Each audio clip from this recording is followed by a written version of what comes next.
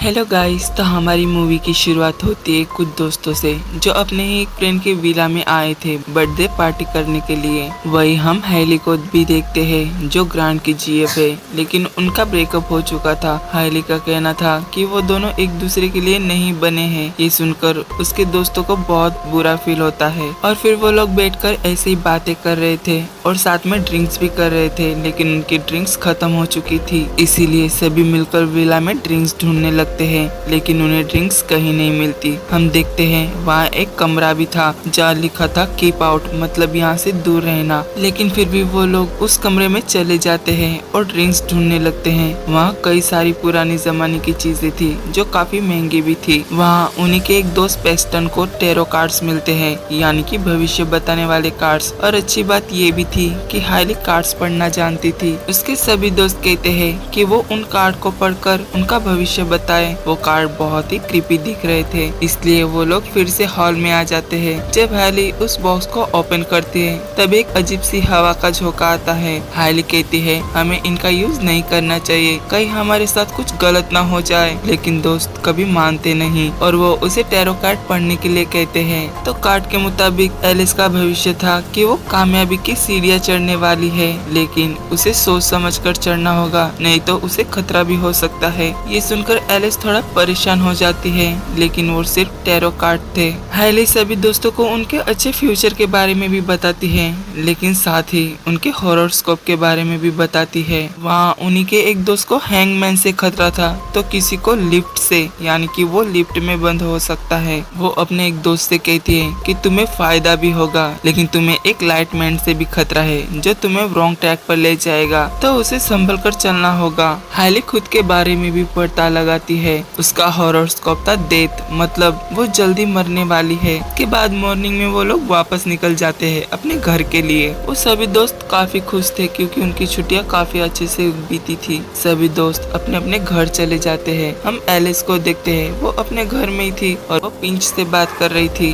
वो देखते हैं कि उसके घर में लैडर नीचे उतरा हुआ था, तो फिर वो लैडर को फिर से ऊपर करके फोन में बात करने लगते हैं। लैडर फिर से नीचे आ चुका था। हम देखते हैं कि उसके पीछे कोई खड़ा था। उसे लगता है कि उसका ही कोई दोस्त होगा जो उसे डरा रहा है, तो वो चेक करने जाती है, लेकिन वहाँ कोई नहीं था। हम वहाँ किसी को महसूस भी करते हैं। तभी अचानक से एक शैतान उसके सामने आ जाता है और वो नीचे गिर जाती है। पिंच उसे कॉल कर रही थी, वो कॉल पिक करे उससे पहले ही वो शैतान एलिस को लीडर से मार देता है। शैतान बिल्कुल उन कार्ड में बने हुए पेंटिंग्स की तरह दिख रहा था। इसके बाद उन सभी को बिल्कुल यकीन नहीं होता कि उनके दोस्त के साथ ऐसा हो गया, और फिर सभी लोग एक दूसरे को बाय बोलकर अपने अपने घर चले जाते हैं। लुकास मैडलिन को छोड़ने जा रहा था और वो अपने घर चला जाता है, लेकिन तभी उसे लगता है कि कोई उसका पीछा कर रहा है और वो ध्यान नहीं देता। वो स्टेशन पे आ चुका था। तभी अचानक से वहाँ की लाइट ब्लिंक करने लगती है। उसे वहाँ एक साया भी दिखाई देता है जिसने लालटेन पकड़ी हुई थी। लुकास वहाँ से भागने लगता है, लेकिन वो शैतान उसके आसपास ही था।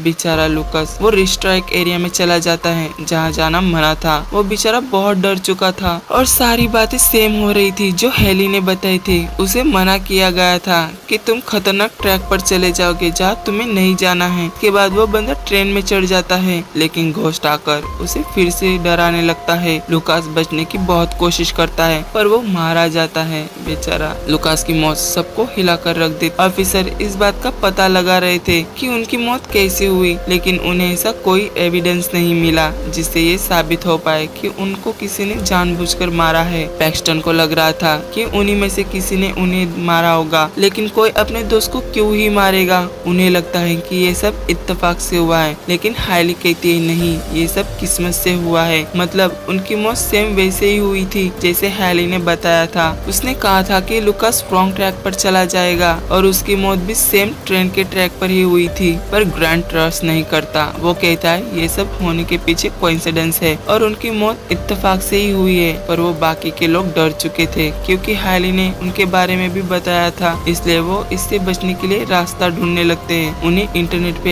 एक औरत मिलती है, एल्मा, जो एक एस्ट्रोलॉजर है और शायद वो उनकी मदद कर सकती है। इसलिए वो लोग तुरंत उसके पास निकल जाते हैं। उन्हें काफी देर हो चुकी थी, लेकिन फिर भी वो लोग उसके घर पहुंच जाते हैं। पहले तो आल्मा उन्हें अंदर आने से मना करती है, पर हाइली उसे अपने दोस्तों के बारे में में बताती है कि कैसे टैरो कार्ड पढ़ने के बाद उनके दोस्त मारे गए। ये सुनकर वो उन्हें अंदर आने देते हैं। आल्मा को वो टैरो कार्ड्स चाहिए थे, लेकिन वो तो विला में ही थे। आल्मा बताती है कि ये चीज सालों पहले से चलते आ रहे हैं, जहाँ लोग अपना हॉरोस्कोप पढ़ते थे और वो सारी बातें सच हो जाती थी। आल्मा के साथ भी यही हुआ था। उसने अपने दोस्तों के बारे में हॉरोस्कोप पढ़ा था और उसके सारे दोस्त मारे गए थे, लेकिन वो जिंदा थी क्योंकि उसने खुद के बारे में कुछ भी नहीं पढ़ा था। और तब से लेकर वो उन टैरो कार्ड को ढूंढ रही थी ताकि वो उन कार्ड को खत्म कर सके। आल्मा उन्हें बताती है कि 1716 में एक राज्य हुआ करता था जहाँ एक काउंट था और उसकी वाइफ। वो अपने खास एस्ट्रोलॉजर से भविष्यवाणी करवाता था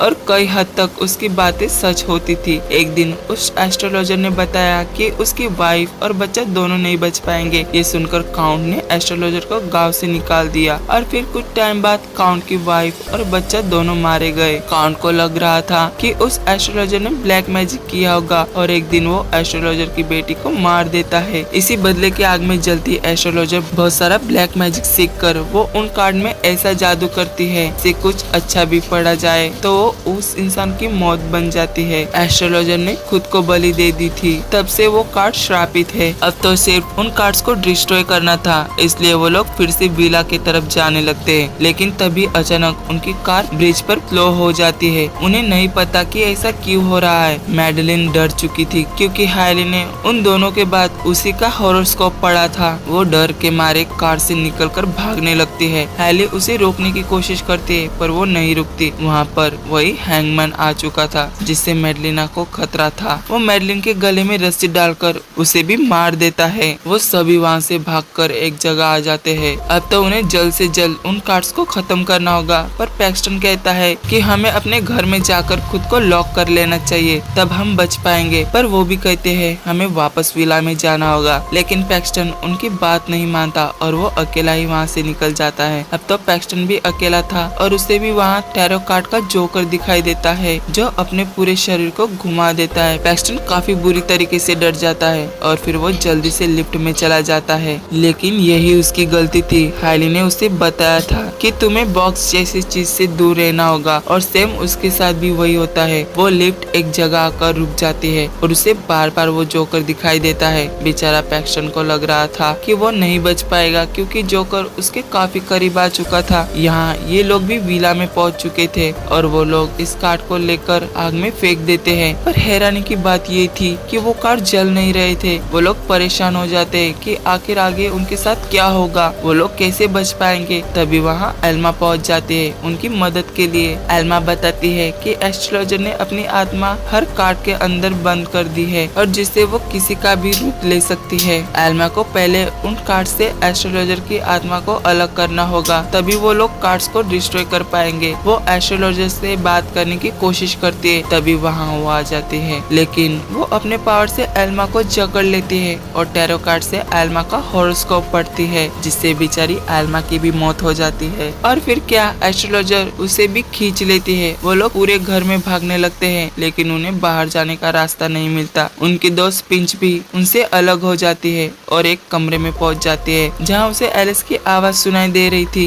वो मदद के लिए चिल्ला रही थी। ग्रांट और हाइली भी खुद को एक रूम में बंद कर लेते हैं। अब बारी थी पिंच की। उसे वहाँ एक जादूगर दिखाई देता है जो लोगों को जादू दिखा रहा था। वो पिंच को जंजीर से बांधकर एक बॉक्स में लॉक कर देता है। मतलब वो अब एक आरी से उस बॉक्स में वार करने लगता है जिससे पिंच को मार सके। बेचारी पिंच बहुत रो रही थी। वो अपने दोस्तों को भी बुला रही थी, लेकिन जादूगर उसे आरी से काट देता है और वो भी मारी जाती है। यहाँ हम देखते हैं ग्रांट और हाइली बैठकर अपने पास्ट रिलेशनशिप के बारे में बात कर रहे थे। ये कि उन लोगों का रिलेशनशिप क्यों नहीं चल पाया। दरअसल हाइली ने अपने रिलेशनशिप के बारे में स्कोप पढ़ा था। उसे ये पता चला था कि वो लोग ज्यादा टाइम साथ नहीं रह पाएंगे, इसीलिए ना चाहते हुए भी उसे अकेले रहना पड़ रहा था। उसकी किस्मत ऐसी लिखी हुई थी। तभी हाइली कहती है कि अगर वो उस एस्ट्रोलॉजर का हॉरोस्कोप पढ़ ले तो शायद वो खत्म हो जाएगी। जाएगी। तभी अचानक से एस्ट्रोलॉजर ग्रांट को बाहर फेंक देती है और हैली का पीछा करने लगती है। हैली का प्यार ही उसकी मौत थी। हैली अपने आप को एक रूम में लॉक कर लेती है। तभी फिर से वो पीछे से आ जाती है। एस्ट्रोलॉजर की आत्मा उसे हर जगह रोक रही थी। उसने हैली को पकड़ लिया था। तभी ग्रांट आकर उसे बचा लेता है। हाँ, ग्रांट जिंदा था। तभी हैली तुरंत टैरो कार्ड को समेटकर